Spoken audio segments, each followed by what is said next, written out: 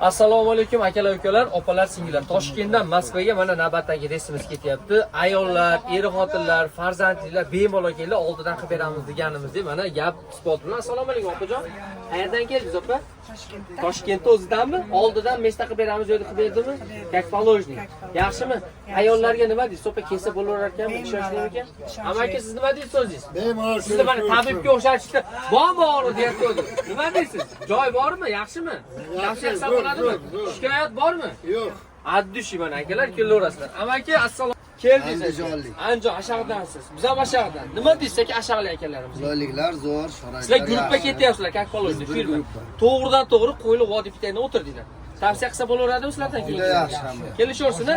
Kelinglar. Zo'r. Xudo xolasa oxiri ham zo'r bo'ladi, bilasiz aka. 5 topib qo'yavering akajon.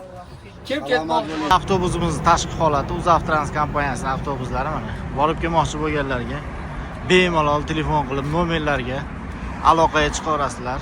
Nomerlar yozib qo'yamiz. Bitta O'zbekiston, bitta rossiyskiy. Kommentariyaga yozsanglar bo'ladi. WhatsApp, Telegram bor telefon raqamlarda telefon qilaverasizlar do'stlar. Alo, kishi ham shunday dedi-ku. Ne berdi bu o'zim chaqirib chaqirdim o'zimga. Shunday komfortabl avtobusda ketishlikda bo'lganlar.